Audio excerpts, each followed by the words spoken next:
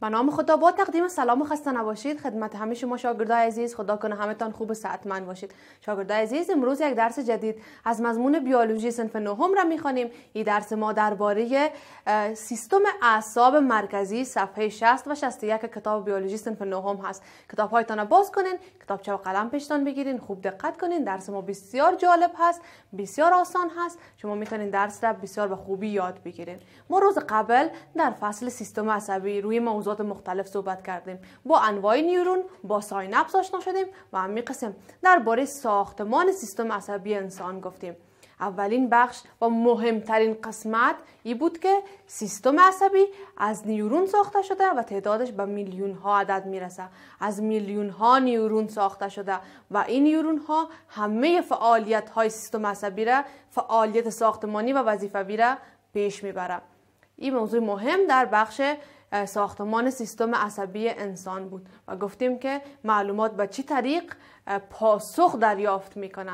از زمانی که اطلاعات جمع آوری میشه، هماهنگی در او صورت میگیره، تشخیص و تعبیر میشه، تحلیل میشه و بعداً به او پاسخ بده ارائه شه و همه این بخش ها شامل وظیفه سیستم عصبی میشه. شاگردای عزیز، سیستم عصبی را در بدن همه انسان ها به دو بخش اساسی تقسیم کردیم. گفتیم سیستم عصبی مرکزی و سیستم عصبی محیطی. سیستم عصبی مرکزی شامل مغز و نخاع هست و سیستم عصبی محیطی را گفتیم که از اعصاب مختلفی ساخته شده. شاگردای عزیز، وقتی که ما گفتم سیستم عصبی مرکزی شامل مغز و نخاع هست، این قسمت را از دیگه بخش های درس روز گذشته جدا میکنیم و درباره از او امروز معلومات میدیم. پس درس امروز ما درباره این هست که خود قسمت هایی که مرتبط به سیستم اعصاب مرکزی هست کدام ها هست. سیستم اعصاب مرکزی را میخوانیم و درباره از اینکه کدام بخش ها را شامل میشه. همه این موضوع اهداف درس امروز ما را تشکیل میده. پس میایم روی سیستم اعصاب مرکزی صحبت میکنیم. برای حمایت از ما چینل بیگم اکادمی را سابسکرایب کنید و سپس زنگوله را فشار دهید تا به تمام ویدیوهای درسی ما دسترسی داشته باشید و از آنها مستفید شوید. خب شاگردای عزیز، سیستم اعصاب مرکزی یکی نام مغز را میگیرم و نخاع شوکی. دو بخشی که شامل در سیستم اعصاب مرکزی هست، مغز و نخاع شوکی، مرکزهای نظارت بر همه اعمال حیاتی بدن هست، بر همه فعالیت‌های حیاتی بدن، یعنی فعالیت‌هایی که حیات و زندگی شخص به او بستگی داره. همه اینا مرتبط هست با کدام قسمت‌ها؟ به مغز و نخاع شوکی. مرکزهای نظارتش در همین قسمت قرار داره. پس میگیم شاگرد عزیز که اطلاعات دریافت شده محیطی و داخلی بدن تشخیص میده، تعبیر میکنه و به او پاسخ میده. باز هم براتون میگم وقتی که ما درباره وظیفه سیستم عصبی به صورت کلی گفتیم، باید اطلاعات جمع آوری شوم. اطلاعات جمع آوری میشه، اطلاعات دریافت میشه از کجا؟ از هر قسمت امکان داره اطلاعات باشه. وقتی از هر قسمت بدن میباشه، من نامش رو میمانم اطلاعات جمع آوری شده یا اطلاعات دریافت شده محیطی، یا از هر قسمت بوده میتونه. اطلاعات دریافت شده محیطی و اطلاعات داخلی بدن، همه اینا توسط همه قسمت ها تشخیص میشه. بعد از تشخیص شدن باید او تعبیر شود، تحلیل شود و بعداً باید به او پاسخ داده شود. همه این مراحل وقتی طی میشه، تمامش وظیفه سیستم عصب مرکزی هست. شامل دو قسمتی که نام گرفتم، مغز و نخاع شوکی هست. مغز و نخاع شوکی مرکزهای نظارت بر فعالیت‌های حیاتی بدن می باشه. شاگرد عزیز، شما باید این موضوع رو خوب دقت کنین. مهمترین بخشی هست که شما باید خود سیستم عصب مرکزی را بشناسین. وقتی که سیستم عصب مرکزی را بشناسین، باز با سیستم عصب محیطی میتونین فرق کنین. سیستم عصب مرکزی وقتی که من میگم، شما باید دو بخش ذهنتان به دو قسمت یا دو عضو که یکی عبارت از مغز هست و دیگه نخاع شوکی هست که در هر دوی اینا بعضی از مرکزهای نظارت و هماهنگی و نظم وجود داره. این مرکزهای نظارت از چی هست؟ از اعمال و فعالیت‌های حیاتی بدن هست. پس این نشان میده که این دو ساختمان مهمترین و اساسی ترین بخش ها می باشه و مرکزهایی که وجود داره تمام فعالیت‌های حیاتی یک شخص را کنترل میکنن که حیات باز بدون از اون فعالیت‌ها ناممکن هست. کنترل اینا به عهده چی هست؟ به عهده همین مراکزی که در مغز و نخاع شوکی قرار داره. خب شاگردای عزیز، پس حالا درباره مغز میخوانیم. مغز در بین جمجمه قرار داره، اساسی ترین بخش هست.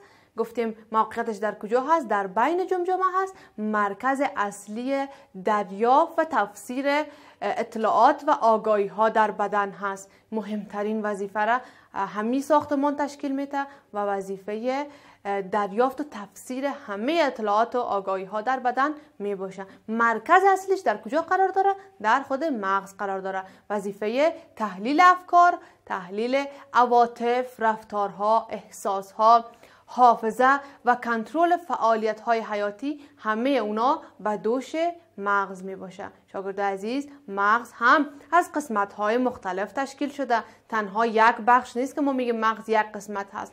مغز هم بخش های مختلف را داره. ما اونا را به نام دماغ اکبر، دماغ اصغر و ساقه مغز یاد میکنیم. 3 قسمت مهم در خود مغز هست که هر کدام اینا از خود وظیفه جداگانه داره.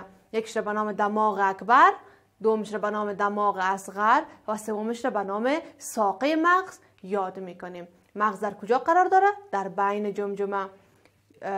چی وظیفه داره؟ چی میکنه در کل؟ گفتم میتونیم که مرکز اصلی دریافت، تحلیل و تفسیر همه اطلاعات و آگاهی ها در بدن میباشه. میآید و تحلیل میکنه. وظیفه تحلیل را داره. وظیفه تحلیل چیزها؟ وظیفه تحلیل فکر ما، افکاری که ما داریم، عواطفی که داریم، احساسات ما، رفتارهای ما، تحلیل حافظه و کنترل همه فعالیت‌های حیاتی. تمام اینا وظیفه مغز هست. شاگردان عزیز، تحلیل هر کدام از این بخش ها به صورت جداگانه انجام میشه و توسط قسمت های مختلف مغز که هر کدامش را نام گرفتیم، دماغ اکبر، دماغ اصغر و ساقه مغز می باشن. شاگرد عزیز، بزرگترین بخش مغز عبارت از چی هست؟ دماغ اکبر هست که بر روی او بعضی از فرو رفتگی ها وجود داره، بعضی از برجستگی ها وجود داره. این فرو رفتگی ها و برجستگی ها دیده میشه در خود ساختمان دماغ اکبر که بزرگترین بخش مغز را تشکیل میده. شاگرد عزیز، فرو رفتگی عمیقی که از پیش رو به طرف عقب رفته، ما او را میگیم که باعث شده دماغ را به 2 بخش تقسیم کنه، دماغ را به 2 نیمکره تقسیم کنه. ما میگیم نیمکره راست و نیمکره چپ. نیمکره راست و چپ 2 قسمت هست که توسط چی ایجاد شده؟ توسط فرو رفتگی های عمیق که از پیش رو تا به عقب ادامه داره و دماغ اکبر را به 2 قسمت تقسیم کرده. ما به نام چی یاد میکنیم؟ به نام قسمت راست و قسمت چپ یا نیمکره های راست و نیمکره های چپ می باشن. خب شاگرد عزیز، به طور کلی ما گفتم میتونیم اگر تنها نیمکره چپ را روش بحث کنیم، نیمکره چپ پیام های حسی را از قسمت های راست بدن دریافت میکنه و حرکات های اونا را کنترل میکنه. نیمکره چپ همه فعالیت ها را از طرف راست بدن را کنترل میکنه، دریافت میکنه و وظیفه کنترلشان را داره.